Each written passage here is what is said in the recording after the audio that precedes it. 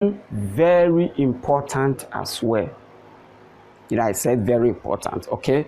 Very important this time around. Phrasal verbs. Phrasal verbs. You heard me? Phrasal verb. Didn't we treat that? We did. We treated phrasal verbs in English, and we agreed that a phrasal verb is a word, all right? Or rather, group of words made up of preposition, adverbs, and adjectives. Okay?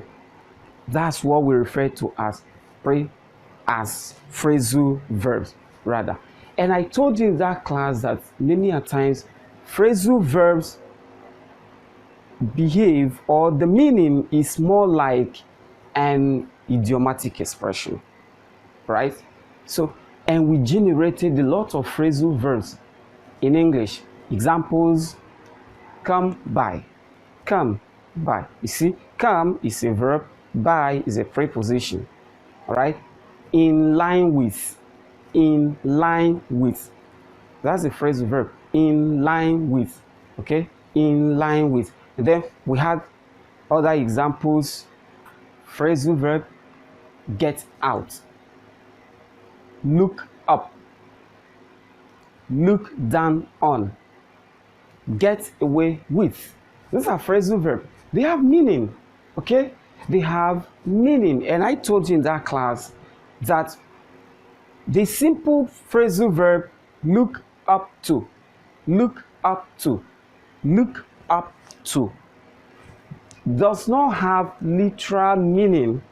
When I say look up to, I'm not saying you should see somebody and then raise your head, look at the person. No, look up to means to depend on somebody. You take somebody as your role model. You're looking up to the person, right? What the person is doing, okay? You imitate the person and all of that. That is look up to. Okay. In the last class, or toward the last week, we did another sound, another important sound in English. As I usually tell you, don't be afraid of sounds, okay? Don't ever be afraid of sound in English, because sound helps you. The way you articulate words matters a lot, right? It does matter. I mean, it does matter. The way you articulate your words, the manner in which you pronounce your words is what makes you sound either learned or unlearned. And we did two consonant sounds, right? The sh and sh, sh and sh. The words you have in, the sounds you have in words such as church, right? Church, church. There's a ch there. So that sound you have there, we treated that. And then the sound you have in words such as sheep, okay? sheep, right? That sound that looks like an S, but it's not an S, okay? It's a symbol. It's a phonetic symbol, right? That was a sound we treated last term. Okay? So we've been able to touch some aspects, or all of the aspects of what we discussed in English last term. As I said when I started with you, that we just have to brush up with what we did last term, refresh our memory, so that when we are beginning the next term that is starting very soon, you will know that, oh, this is what we did.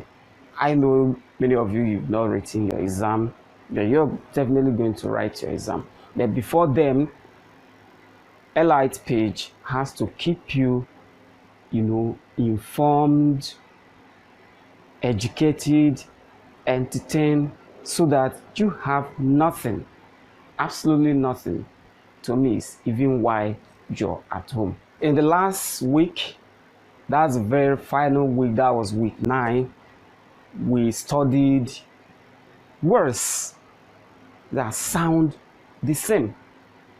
Words that sound the same, spelled differently, has different meaning, but in sounds they are the same.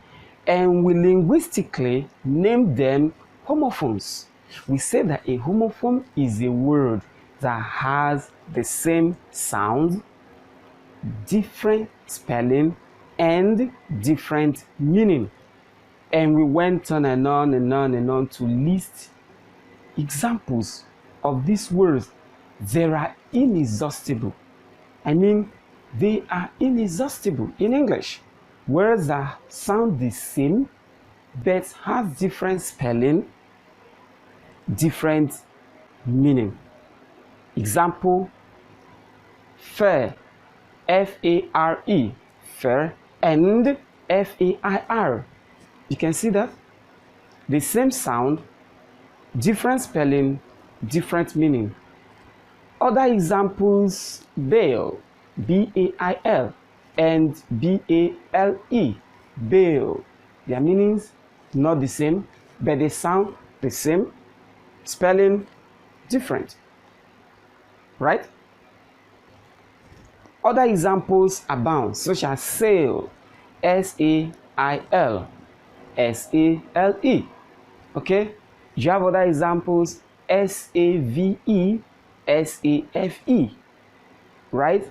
Then there are so many examples, right, of homophones. That was what we did, and I believe you're going to generate so many examples.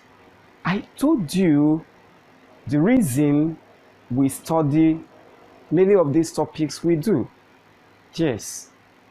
Example, homophones. Why should we study homophones? In order for you to be able to distinguish or to differentiate a word from another when someone is talking. For instance, when I'm dictating a note to you, okay, and I mention a particular word, you should know, oh, this is what he means by this, right?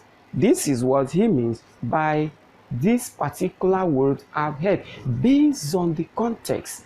Don't forget, I normally tell you context, because words function, words have meaning in context. What referred to as contextual meaning, situational meaning, environmental meaning, okay, where a particular word has been used. The meaning appears in right in that context. So if I say, it's safe to stay at home. It's safe to stay at home. Do you know the safe you're going to write? Okay? If I now say, I am saved by staying at home. I am saved by staying at home. Of course, you know, the safe to write. It is safe, it's safe. It is safe to stay at home. The safe there in that first sentence is S-A-F-E, right? Good. And the next one, I am saved by staying at home. I am saved by staying at home. The save in that sentence is S-A-V-E-D, saved. Okay? That's that. It sounds simple. I need you to write sentences with these homophones. First, you have to write the homophones yourself, okay? Write the homophones, write them. Just write the homophones, words, and then the ones that sound alike. I mean the one that look alike, that sound alike, not look alike. The one that sounds alike with the one you've written. Okay, you write one at this side, then the one that sounds alike at this side. All right? Wait. I'm giving you another example. Wait, W-A-I-T, and then you have W-E-I-G-H-T, wait, okay? You have T-A-U-G-H-T, that's taught, past tense of teach, and then you have T-H-O-U-G-H-T, thought. Okay, they almost sound similar. All right, so I need you to write on this side the words, and then on this side the homophones, the ones that sound alike. And then out of that, pick at least 10 and make different sentences. 10 from here, 10 from here.